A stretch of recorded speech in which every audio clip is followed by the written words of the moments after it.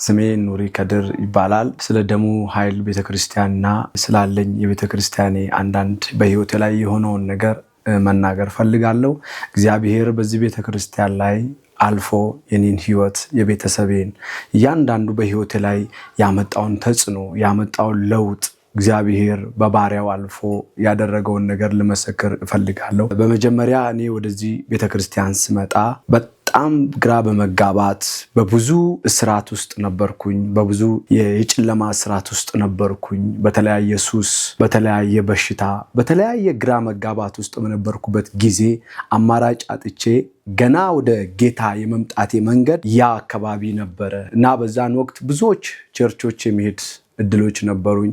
ወደ ብዙ ቸርቾች የመሄድ አጋጣሚ ነበረኝ። በሰዓቱ ከምን አንፃር በህይወቴ ላይ ከአራት በሽታ በላይ እንደገና በተያዝኩበት በተለያየ ሱስ እጅግ ጨለማ በሆነብኝ ህይወት መካከል ነበርኩ። ይሄንን አማራጭ ባጣውበት ሰዓት ምናልባት የኔ ጉዳይ በእግዚአብሔር ቤት ይፈታል ብዬ ስለማምን ብዙ ቸርቾችን ሄጃለሁ። ብዙ ነቢያቶች ጋር በጣም ተመላልሻለሁ። ነገር ግን አንድ ቀን እግዚአብሔር ፍቃዱ ሆኖ ወደ ደሙ ኃይል ቤተክርስቲያን እግዚአብሔር ፈቅዶ ወደዛ ሄድኩኝ። እግሬ እዛ ቸርች ከረገጠ ቀን ጀምሮ የኔ ታሪክ ተቀየረ። እምነቴ በቀድሞ የእስላም ባክግራውንድ ያሉ ቤተሰብ ነው የመጣሁት። ቤተሰቦቼ አባቴ እስላም ባክግራውንድ ያለው ነው። ኦልሞስት ግን ስለ እስልምና ማቀው ታሪክ የለም።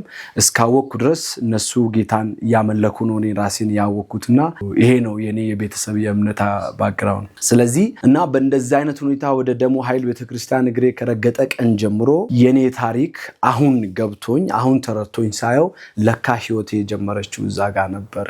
ከዛን ቀን ጀምሮ እዛው የእግዚአብሔርን ሰው ነቢይ ብሩ ጨመዳን አገኘሁት። እሱ ከጸለየልኝ ቀንና ሰዓት ጀምሮ እሱ እጁን ጭኖ ከህይወቴ ላይ የተጫነብኝን ቀንበር የተጫነብኝን የጨለማን ኃይል ከሰበረልኝ ቀን ጀምሮ እኔ ፈጽሞ የተፈታው ፈጽሞ ጤነኛ የደም ግፊት፣ የልብ ኬዝ፣ ኮሌስትሮል፣ ጨጓራ በእንደዚህ አይነት ሰበቦች በየቀኑ ጧት 4 መድኃኒት እውጥ ነበረ። ይህም ለረጅም ጊዜ እንድውጥ ነበር ይሄ የተሰጠኝ። ነገር ግን ነቢይ ብሩ ከጸለየልኝ በደሙ ኃይል ቤተክርስቲያን መጥቼ ነቢይ ብሩ ከጸለየልኝ ቀን ጀምሮ ያ በሽታ ከህይወቴ ላይ ምዕራፉ ተዘጋ። እኔ በነፃነት ተፈታው። መስራት አልችልም በዛ በሽታ። ውጪ መውጣት ከሰው ጋር ህብረት ማድረግ አልችልም በዛ በሽታ። ሙሉ ለሙሉ ጭንቀት ውስጥ ነበርኩኝ። በቃ በጨለማ ውስጥ ተይዤ ነበርኩኝ። ነገር ግን እግዚአብሔር ሊራራልኝ ሲያስብ፣ እግዚአብሔር ሊያስጥለኝ ሲያስብ ይህንን ባሪያ የማገኝበትን የደሙ ኃይል ቤተክርስቲያን እግሬን መራ። ከዛን ቀን ጀምሮ ህይወቴ ረፍትን አገኘች። እንዲሁም ደግሞ ያ ብቻ አይደለም። ይሄ በጤናዬ ላይ የሆነና እግዚአብሔር እኔን ከዛ እስራት ከዛ ከሞት አፋፍ ከዛ ልሞትና ቀናቶችን በቃ በጣም ተስፋ የቆረጥኩበትን ቀን የተቋረጠብኝ ቀን ሆኖ ከዛ በኋላ ግን የምኖረው አዲስ የህይወት ተስፋ፣ አዲስ የህይወት መንገድ፣ አዲስ የህይወት ልምምድ እግዚአብሔር እድሎችን አመቻቸልኝ። ይህ የእግዚአብሔር ሰው እኔን ካገኘ ከዛን ቀን ጀምሮ እኔ ታሪኬ በዝዋይ ከተማ ላይ እጅግ ተደባዳቢ፣ እጅግ ዱርዬ፣ እጅግ በተለያዩ ከባባድ የጸባይ የሚሆን የስነ ስርዓት ጉለት በነበረው የህይወት ስነ ስርዓት ነበረ።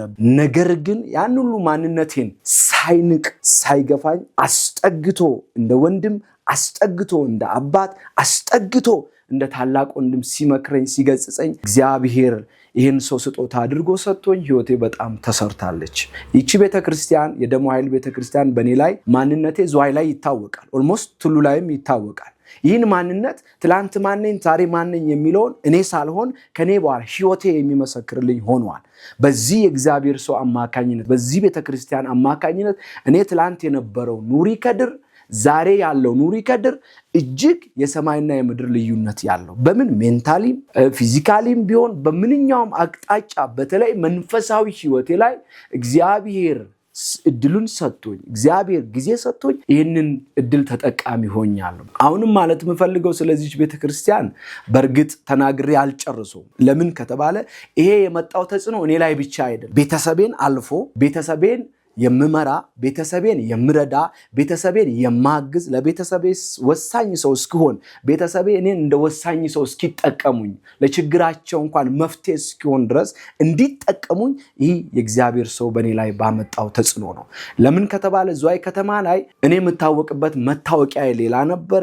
ነገር ግን የደሙን ኃይል ቤተክርስቲያን ከገባው እዛ ከተያዝኩና እዛ እግዚአብሔርን ቃል መማር ከጀመርኩ ጀምሮ ኮምፕሊትሊ የኔ ታሪክ ተቀይሯል። ማንነቴ ተቀይሯል። ጠረኔ ተቀይሯል። እግዚአብሔር ረድቶኝ ትላንት ከነበረው ከዛ ከጫት ከሲጋራና ከጭፈራ ቤት የህይወት ላይፍ ዛሬ እኔ በጣም የሚገርመኝና የሚደንቀኝ እኔ አገልጋይ ሆኜ መቆሜ ለባቱ ከተማና ለኔን የሚያውቁ ቤተሰቦች በሙሉ እጅግ የቤት ስራ የሆነባቸው እግዚአብሔር ታሪክን የቀየረበት እግዚአብሔር የሰው ልጅን ታሪክ እንደሚቀይር የታየበት ድንቅ የህይወት ምስክርነት ነው ያለኝ። ለምን ከተባለ ቀላል አይደለም። ሰው ልጅ ከጨለማ ስርዓት ይፈታል። ቀላል አይደለም። ሰው ልጅ ከበሽታ ይድናል። ነገር ግን አንድ ሰው ከሆነ አስተምሮ ከሆነ ከተበላሸ ህይወት ወጥቶ አሁን ለአገልግሎት በቅቶ ወደ አገልግሎት መምጣት ማለት ትልቅ የእግዚአብሔር እጅና የእግዚአብሔር ሐሳብ በህይወት ሲኖር ብቻ ነው እና ይህ የእግዚአብሔር ሰው ምናልባት እንደሚታወቀው ወይም እሱ ላይ እንዳለው ቅባት ወይም በሱ ላይ ከሚሰራው የእግዚአብሔር እጅ አኳያ ተነስቶ ይሄ አካባቢ ሳያውቀው ይሄ አካባቢ ሳይረዳው በጣም የቆየበት ሁኔታ እኔ እጅግ ያሳዝነኛል። እግዚአብሔር የነቢይ ብሩን ወይም በዚች ቤተክርስቲያን የሚገለገለውን አገልግሎት አይናቸው ተከፍቶ የዚህ አካባቢ ቱሉ ዝዋይ መቂም ቡልቡላም በዚች ዙሪያ ያሉ አካባቢ ላይ ያሉ ሰዎች ይሄንን ቅባት ይሄንን አገልግሎት የማግኘት እድላቸው ቢኖር ዛሬ የብዙ ሰዎች ታሪክ ይቀየራል። ዛሬ የብዙ ሰዎች ቤቶች ይፈወሳሉ።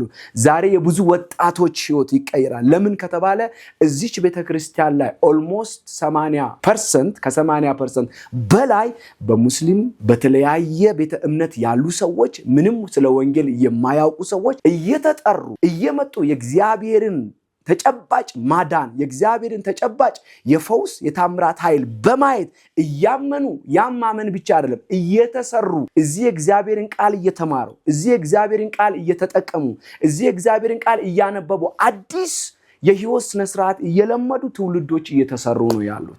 በዚህ አጋጣሚ ዝዋይ ቱሉ ቡልቡላ መቂ በዚህ አካባቢ ያላችሁ የትኛውም በማንኛውም ችግር ውስጥ ያላችሁ በማንኛውም እስራት ውስጥ ያላችሁ በማንኛውም ሱስ ውስጥ የተያዛችሁ ወጣቶች እናቶች አባቶች የትኛውም ያናችሁ ሰዎች ኑ የእግዚአብሔርን እጅ በደሙ ኃይል ቤተክርስቲያን ጉባኤ ታያላችሁ። ኑ ወደዚህ እጋብዛችኋለሁ። ኑ ወደዚህ ጥሪ አደርግላችኋለሁ። ህይወታችሁ የሚቀየርበት ማንነቴን ካያችሁ ሚያቀኝ ሰው እኔን ካለ በዚህ ቪዲዮም በተለያየ አቅጣጫ እኔን ያያችሁ ሰዎች የኔ ለውጥ የሆነው በደሙ ኃይል ቤተክርስቲያን እግዚአብሔር ቀብቶና አንስቶ ለዚች ከተማ ለዚች አካባቢ በሰጠው በነቢይ ብሩ አማካኝነት ነው። ኑሪ ተለወጠ፣ ኑሪ ትልቅ ሰው ሆነ፣ ኑሪ በጣም የኔን የለወጠኝ የእግዚአብሔር ቃል እኔን የቀየረኝ የእግዚአብሔር ጣት እኔ በእውቀቴ በተለያየ ሲስተም የተቀየርኩ ሰው አይደለም። ሪልና ትክክለኛ እውነተኛ የእግዚአብሔር ሰው በዝዋይ አካባቢ ላይ እግዚአብሔር አመጣ።